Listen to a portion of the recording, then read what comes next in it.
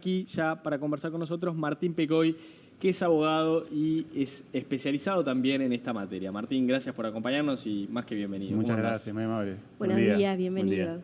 Ya tengo acá como primer punteo tu libro, Análisis Exegético de la Primera Ley de Ciberdelitos del Uruguay, que más o menos nos plantea un panorama y nos da un breve pantallazo sobre la implicancia de este tema en la sociedad. Lo hablábamos fuera de cámara.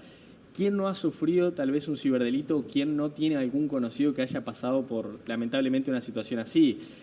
¿Qué entendemos por ciberdelito y hasta dónde van esas estafas, ¿no? que uno muchas veces desconoce? Mira, primero que nada, agradecer a ustedes la invitación, agradecer también a la Fundación por la posibilidad de publicar este libro y segundo, por la oportunidad de difundir, porque como tú dices, estamos todos inmersos en el mundo digital, todos trabajamos, vivimos, nos divertimos con el teléfono principalmente y eso además es una gran fuente de riesgos. Esos riesgos muchas veces se traducen en conductas ilícitas y esos ilícitos pasan a ser delitos, como tú dices, ciberestafas, por ejemplo, que integran lo que se llama el elenco de ciberdelitos. Dentro de la ciberdelincuencia o de la delincuencia cometida con artefactos o aspectos informáticos, tenemos dos grandes clases, digamos, lo que son los delitos ciberasistidos o ciberdependientes. Eso hace que la delincuencia ha formado una nueva modalidad propia. Es decir, no se trata ya de un nuevo modo de comisión de delitos viejos, porque eso es lo que en la doctrina se manejaba también, en la gran protesta, es decir, ¿por qué vamos a aprobar esta ley si lo único que tenemos acá es un nuevo modo de comisión? Así como antes apareció el auto para causar un daño y causábamos lesiones con el auto. Bueno, no, esto ya es distinto. ¿Por qué? Porque hay delitos solamente que son ciberdependientes. Es decir, y por eso también nos cuesta identificarlos, ¿verdad? Porque nos agarra desprevenido en cosas que nosotros antes podíamos actuar sin imaginar que podía haber un delito, como en un correo electrónico, y en un mensaje. Y con poblaciones muy vulnerables además. Por ejemplo, el grooming, que es una conducta que involucra a menores, el contacto de un mayor de edad. Expliquemos cuáles son los tipos, así podemos entender. Perfecto. El grooming, que era delito antes de esta ley del año pasado, fue delito a partir de la ley que protegía a la mujer por razones de violencia de género, tipificó esa conducta que es el contacto de un mayor de edad con un menor de edad a través de dispositivos electrónicos para lograr una finalidad sexual. ¿Bien? Ese tipo de situaciones involucran poblaciones muy vulnerables, como son los menores, que muchas veces no entienden el contacto que están manteniendo o son víctimas de una figuración, una suplantación de identidad, un adulto que hace como que es menor para entrar en diálogo y ganarse la confianza. Si yo les cuento la cantidad de segundos que le toma a un adulto convencer a un niño de obtener o de facilitar imágenes sexuales o de sus órganos reproductores, se van a asustar. Son 12 minutos. 12 minutos. En 12 minutos un adulto logra fotos desnudas de un menor. Es tremendo, ¿no? Esa manipulación es tremenda y muchas veces no percibida ni por menores ni por padres. Entonces hay que estar muy alerta. Ya no alcanza a veces con tapar la cámara de Claro, sí, porque le envía una foto, ya no es. Uno tiene que educarse. Claro. Uno tiene que tener ese conocimiento previo para estar preparado al momento en el que ocurre el evento. Entonces, por eso, situaciones como esta, en las que podemos difundir, le hacen bien a la sociedad. Porque a veces la población no entiende que fue víctima o que está siendo víctima del ciberdelito. Yo igualmente, más allá de no sacarle obviamente la importancia a este caso y de hablar de que es un hecho de gravedad, tomaba por lo menos como algo positivo una noticia que daba el Observador hace un par de meses que decía que el acoso online era más castigado a partir de ahora en Uruguay que lo que sucedía antes, ¿no? Y ponía estos ejemplos, ¿no? Creo que vos eras uno de los consultados incluso. ¿Cómo se da ese castigo? ¿De qué manera se puede controlar y de qué manera se puede intervenir a nivel legal para que realmente los adultos reciban una pena? Sí, hay múltiples órdenes allí, ¿verdad? Y el orden académico es uno muy importante. Es decir, la instancia en la que la institución educativa participa, involucrándose, informando a los padres, es un primer gran momento en el que se paran esas conductas. Y con la denuncia logramos una investigación adecuada. Existe de 2021 una unidad de cibercrimen aquí en Uruguay que está dotada de buenos profesionales y que ayudan muchísimo en esta tarea y evidentemente en la persecución de los ciberdelincuentes da una colaboración fundamental. Sin embargo, es acoso telemático un delito recién a partir del año pasado. Es decir que hasta ese momento lo único que hacíamos era castigar una cosa, una extorsión o cualquier otro delito tipificado en el Código Penal con este nuevo medio, pero no con las penas específicas que nos da esta ley. Voy a ir a este documento, a este estudio que tú has realizado y que tiene que ver con esto del análisis exegético de la primera ley, explicando de qué se trata esto del análisis exegético, que tiene que ver con lo gramatical, con lo que exactamente dice la ley. Pero además de que nos lo expliques, te pregunto, ¿por qué este análisis? ¿No está clara la ley? ¿Hay vacíos? ¿Hay elementos que pueden dar a dudas y habría que modificar esta ley? ¿No es lo suficientemente clara para que hayas tenido que hacer este documento? Toda ley requiere de un análisis. Ese análisis lo hacen los actores del sistema, los jueces, los fiscales, los abogados, para poder proseguir en el proceso y que se impongan las sanciones a las conductas que estamos analizando. Pero principalmente nosotros en la academia, en doctrina, necesitamos de este tipo de materiales. ¿Y por qué lo digo necesitamos? No estoy tratando de ponerme en un lugar de privilegio, ni mucho menos. Lo necesitamos porque si no, no está claro el análisis que debemos hacer, o sea, a dónde debemos enfocarnos, cómo preguntar, qué información averiguar. Las investigaciones, por lo general, en materia de ciberdelincuencia, son mucho más complejas que el resto de las investigaciones de los demás delitos. Hay comportamientos que están diagramados en el exterior, hay anonimatos involucrados, hay maneras de disimular el origen de los ataques, hay mucha serie de comportamientos que están mal diagramados cuando nosotros traemos normas extranjeras y las tratamos de pasar por el Parlamento a tapas cerradas. Todos esos problemas han podido pasar, algunos de ellos se solucionaron en el Parlamento, otros no, y por eso es que uno trata de echar un poquito de luz acá. Los tipos penales diagramados en esta ley son adecuados, son perfectibles también, son mejorables. Pero ¿qué tipos penales hay? Tenemos varios tipos penales, algunos que eran necesarios hace muchísimo tiempo, como el daño informático, por ejemplo. El daño informático, que era la eliminación quizás de una base de datos entera, no era posible imputarla con el delito de daño del artículo 358 del Código Penal. ¿Por qué? Porque únicamente se afectaban cosas materiales, físicas, corpóreas. Vos hablás de... Hoy podríamos eliminar los archivos de todo un gobierno, de todo un Estado, de toda una empresa en un segundo. Entonces ahora, con este artículo del daño informático, podemos imputar ese tipo de comportamientos que antes no. Vos hablás de 76 sentencias relativas a delitos informáticos. Eso es un informe que inició en el año 2018. Y además de ese, ¿qué otros casos podemos ver? Y otra cosa que ya te engancho también con esto, ¿hay algún perfil de delincuente que podamos llegar a obtener en base a conclusiones? Porque creo que es complejo. Vos hablabas de los adultos recién, ¿no? Sí. Y ahí tenemos un abanico muy amplio, tal vez. Sí, sin dudas. Me complicó el entrevistador, ya me dio como tres preguntas juntas. Muchas cosas. La primera, si vamos al análisis que hice en 2018, fue consecuencia de la falta de sistematización. Un punto importante y positivo que trae esta nueva ley es el hecho de que muestra un asunto que estaba absolutamente en las sombras. Estadísticamente no existía. No se lleva un número ni en el Poder Judicial, ni en la Fiscalía, ni tampoco en el Ministerio del Interior, y no se sabe cuántos ciberdelitos se cometen. En consecuencia, ¿qué hice yo para estudiar el asunto? Dije, bueno, vamos a todas las sentencias, que recordamos un periodo determinado, y reconocer allí algún comportamiento que puede identificarse con la definición de ciberdelincuencia.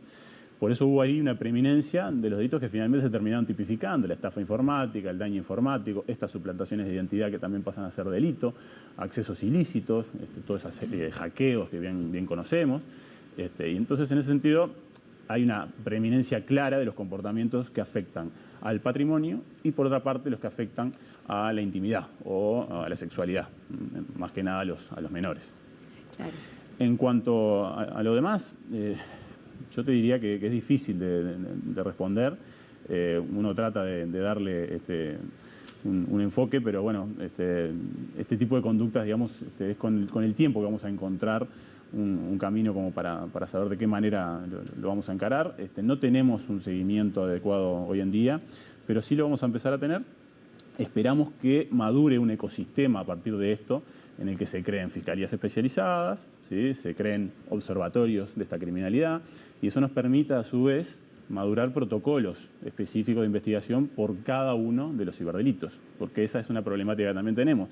Cambia permanentemente el ataque. Las webs maliciosas, por ejemplo, duran entre 30 a 60 minutos y se cambian. Entonces es importantísimo, por ejemplo, cuando uno recoge un testimonio de una víctima, decirle, vaya a visitar la URL del perfil, porque cambian de nombre, usted ya le perdió la pista. Pero si usted va a los 3 botoncitos arriba y ve la URL, ya eso nos sirve como elemento de la indagación, y es un punto probatorio importante. En fin, uno va aprendiendo, viviendo y aprendiendo con esto permanentemente. Y con la inteligencia artificial se está produciendo que ya no solamente a veces hay personas del otro lado, sino lo que hay son un montón de, bots que se le llaman, o personas que no existen como Sin tal. duda. De repente una misma persona, ¿verdad? Puede tener 20 perfiles y estar trabajando a la misma vez, estafando gente, generando Sin duda. acoso telemático, robando identidades. ¿Estamos suficientemente cubiertos por la norma?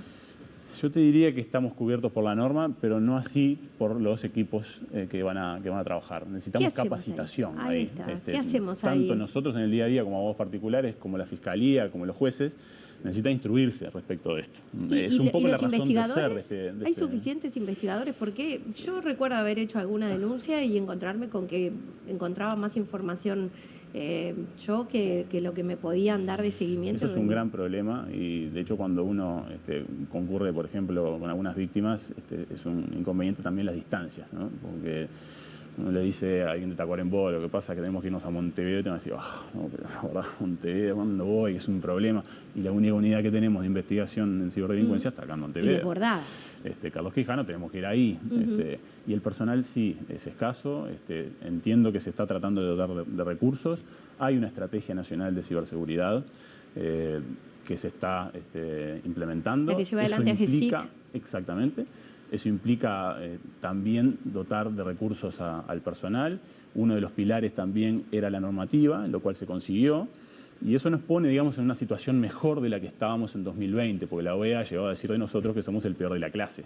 Y bueno, si pensamos que Estados Unidos y Alemania legislaron por primera vez en 1986, hace rato que podríamos haber empezado y si pensamos en que ya hubieron 5 oleadas, exacto, grupos enormes de legislación en materia de ciberdelincuencia hasta el momento, y nosotros no habíamos hecho nada, era son peor la 40 situación. años, ¿no? Lo otro, Martínez, el tema de las penas, ¿no? El tiempo. Son penas que van desde 3 meses hasta los 3 años de prisión. Sí. Se puede llegar a grabar si alguien tuvo relación, por ejemplo, con una menor o un menor y ya había una relación afectiva previa. Correcto. O si es un adulto que se lo considera incapaz, ¿no? Correcto. Explícalo mejor. Eso fue una agravación a una serie de figuras que no se crean, algunos delitos que no se integran en esta ley, sino que eran previos. El régimen de penas es leve, si nosotros lo valoramos en relación a lo que es el orden a nivel mundial. Hay otros países, otras naciones también de Latinoamérica que han agravado grandemente sus penas, precisamente porque hay una criminalidad muy creciente. El reporte del Banco Mundial indica algo muy preocupante, que es en Latinoamérica es el lugar de mayor crecimiento de la ciberdelincuencia. Hay un crecimiento del orden del 25% anual. Eso nos sitúa junto con Europa en los países que somos víctimas, objeto de ataques permanentemente. Entonces, es necesario este tipo de normativas, que es uno de los pilares. Es decir, no es lo único que necesitamos. Lo otro que necesitamos es cooperación internacional. Bueno, eso sin duda se viene hablando con la Unión Europea. Europa ha sido un gran... Es fundamental integrarse al esquema de represión mundial, porque de lo contrario éramos el eslabón más débil, y eso parte con tener legislación clara, porque de lo contrario las investigaciones quedan truncas. Y tampoco recibimos la colaboración en investigaciones que necesitaríamos de otras jurisdicciones. En consecuencia, ese tipo de situaciones también complementan. Otro complemento ideal es lo procesal. Ya te permito la pregunta. La realidad procesal es muy clara y también es corta, exigua y no nos alcanza adecuadamente. ¿Por qué? Porque no está regulada la evidencia digital. Es decir, no tratamos adecuadamente los instrumentos de prueba y de evidencia que se integran a los juicios. Lo tratamos como si fuera un papel físico y estamos hablando de una realidad del siglo XXI, ¿no? Del siglo XX. En consecuencia, debería de regularse la evidencia digital, debería de introducirse figuras específicas como el agente encubierto digital, que en otras jurisdicciones es moneda corriente, y evidentemente colabora muchísimo ¿en qué cosa? En desbaratar esquemas de organizaciones que son muy complejas. Es decir, este tipo de criminalidad ya es criminalidad organizada. Es decir, está integrado con los esquemas de narcotráfico muchas veces. Claro.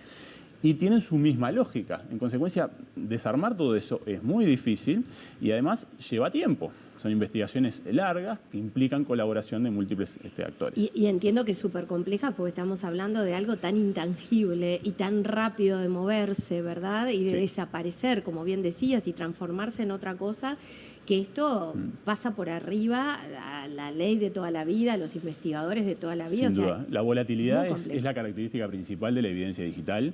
De hecho, hay archivos temporales, por ejemplo, que son los que antes se pierden, los primeros, el caché, la información temporal, toda esa uno tiene que conservarla. ¿Y cómo la conserva? Sin apagar el dispositivo. Bueno, importante esto. Entonces, que estás diciendo. Si uno quiere conservar adecuadamente esa prueba, tiene que adecuadamente precaverse. ¿Y cómo lo hace? No apagar el dispositivo. No apagar, hacer capturas de pantalla inmediatamente. Captura de pantalla. Buscar URLs, avisar a los bancos. La URL es lo que aparece ahí en el URL es cuando usted va al navegador y ve en el nombre de la dirección, después del HTTPS //. Eso es la URL. Que de hecho hay que controlar que siempre sea HTTPS con el candadito y no solo HTTP, porque es una navegación insegura. Es importante que ese tipo de consejos los sigamos. Algunos de esos introduzco yo ahí en el libro, en la parte final, tratando de dirigirme no solo al público leguleyo, sino también a cualquier ciudadano. Importante que hoy lo vas a estar presentando y vamos a poder acceder todos los que queramos saber más sobre esto, porque va a estar en YouTube, en la Fundación de Cultura Universitaria. Contanos un poquito a las 18 horas. Allí en 25 de mayo, 18 horas, vamos a estar haciendo la presentación. Va a estar una serie de colegas y amigos también en el panel. Juan Carlos Fernández Lequini, Agustina Pérez Comenale y Mercedes Armendía, quienes me van a acompañar allí a hacer esta exposición y presentación del libro. Muy bien, Martín, Perfecto. Muchísima suerte y gracias. Y bueno, invitamos a todos a que lean Análisis Exegético de la primera ley de ciberdelitos de Uruguay. Yo me quedo con dos datos puntuales que marcabas. Uno, el crecimiento de 25% a nivel del Uruguay en términos anuales. Y lo otro es el dato... De Latinoamérica. Ahí está, de Latinoamérica, pero a nivel anual. O sea, exactamente.